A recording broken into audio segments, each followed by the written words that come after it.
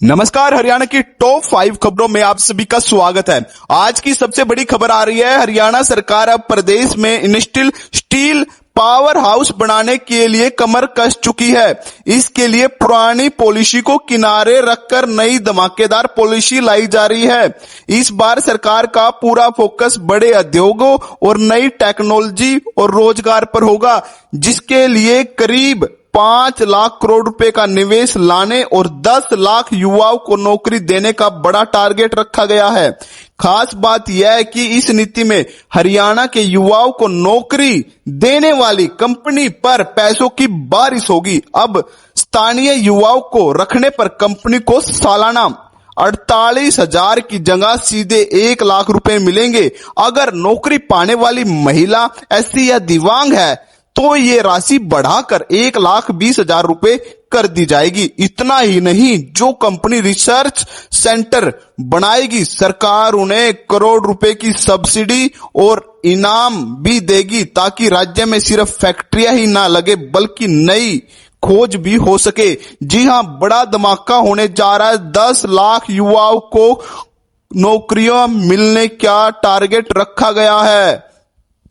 अगली बड़ी खबर आ रही है, हरियाणा में चुनाव आयोग ने नियमों की अनदेखी करने वाले 115 उम्मीदवारों पर बड़ा एक्शन लेते हुए उन्हें अगले 5 सालों के लिए अयोग्य घोषित कर दिया है। असल में इन उम्मीदवारों ने चुनाव खत्म होने के 30 दिन के भीतर अपने खर्च का हिसाब किताब जमा नहीं किया था, जो कि नियमों के हिसाब से अनिवार्य है। आयोग ने साफ कर दिया है कि चुनाव में पारदर्शिता और ईमानदारी बनाए रखने के लिए खर्च का ब्यौरा देना बहुत ही जरूरी है और इसमें लापरवाही बिल्कुल भी बर्दाश्त नहीं की जाएगी। इस फैसले की गाज सोनीपत, झज्जर और नूंह समेत कई जिलों पर पड़ी है, जिसमें अब वे अगले 5 साल तक के लिए कोई भी चुनाव नहीं लड़ पाएंगे। 115 उम्मीदवारों पर यह गाज पड़ी है। अगली बड़ी खबर आ रही है, राशन डिपो के नियमों में बड़ा बदलाव, महिलाओं को मिलेगा 33% आरक्षण, अब ऑनलाइन होगा आवेदन। हरियाणा सरकार ने राशन डिपो को लेकर एक बहुत ही शानदार फैसला लिया है, जिससे अब आम लोगों को, खासकर महिलाओं के लिए डिपो संचालन के नए रास्ते खोल दिए हैं। सबसे बड़ी खबर यह है कि अब राशन डिपो के लाइसेंस के लिए दफ्तरों के चक्कर काटने की बिल्कुल भी जरूरत नहीं पड़ेगी, क्योंकि पूरी प्रक्रिया ऑनलाइन कर दी गई है। सरल पोर्टल पर यह फॉर्म भरा जाएगा। सरकार ने महिला शक्तिकरण को बढ़ावा देते हुए 33% का महिलाओं के लिए कोटा फिक्स कर दिया है, यानी हर तीसरी दुकान पर महिला डिपो धारक की होगी।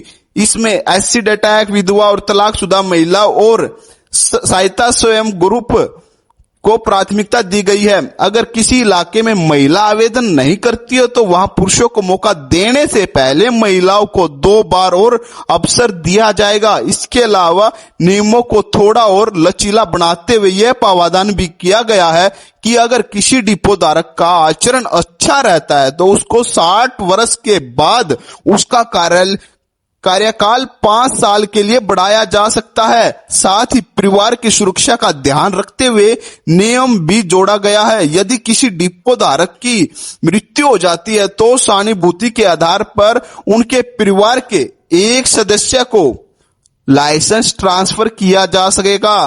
कुल मिलाकर नई नीतियों से पारदर्शिता बढ़ेगी और ग्रामीण और शहरी क्षेत्रों में महिलाओं की भागीदारी भी सुनिश्चित होगी। खबर आ रही है, धमाकेदार खबर है, हरियाणा में अब सफर और भी आसान और सुरक्षित होने वाला है।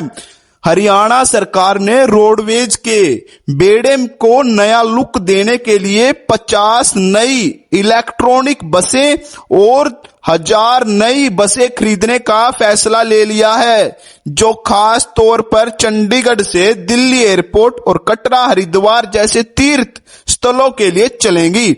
महिला और छात्रों के लिए स्पेशल पिंक बसों की संख्या भी 273 से बढ़ाकर जो कि अब 500 की जा रही है। सुरक्षा के लिहाज से बसों में panic button, location tracking system, जिसकी जानकारी 15 अगस्त तक आने वाली एक नई मोबाइल ऐप पर मिल जाएगी। जी हां, जैसे आप ट्रेन को ट्रैक कर सकते हैं कौन से स्टेशन पे आई है, ऐसे ही आप अपनी बस को भी ट्रैक कर सकते हैं वो इस टाइम कहां पर है। इसके अलावा राज्य के करीब 5000 किलोमीटर सड़कों को सुधारा जाएगा और कई शहरों को जाम से बचाने के लिए नए बाईपास फ्लाईओवर भी बनाए जाएंगे। मुख्यमंत्री नायब सैनी ने बताया कि सरकार का लक्ष्य इलेक्ट्रॉनिक गाड़ियों को बढ़ावा देना है और हर गांव और हर शहर तक बेहतर बस सेवा पहुंचाना है ताकि आम जनता को आने जाने में कोई परेशानी ना आए। सोनीपत से एक चौंकाने वाली खबर सामने आई है, जहां चंद पैसों की लालच में लोगों की जान से खिलवाड़ किया जा रहा था। कुंडली थाना पुलिस ने गांव अटेरना के खेतों में चल रही एक ऐसी फैक्ट्री पकड़ी है जहां भारी मात्रा में नकली इनो बनाया जा रहा था। अब पुलिस और स्वास्थ्य टीम वहां छापेमारी कर रही है तो हजारों तरह के पैकेट देखकर सबके होश उड़ गए। फैक्ट्री चलाने वाला मौके से फरार है, उसका फोन भी बंद आ रहा है और जांच में पता लगा कि इस काम के लिए कोई भी लाइसेंस नहीं लिया गया था। फूड सेफ्टी विभाग के डॉक्टरों का कहना है कि शुरुआती जांच में तो ये पूरा मामला नकली लग रहा है। इसके सैंपल लैब में भेज दिए गए हैं। फिलहाल पुलिस ने मामला दर्ज कर लिया है और आरोपियों की तलाश में टीमें लगा दी हैं ताकि जनता की सेहत के साथ ऐसा खिलवाड़ करने वालों को सबक सिखाया जा सके। यही थी हरियाणा की आज की टॉप 5 खबरें। चैनल को जरूर सब्सक्राइब कर लेना। धन्यवाद।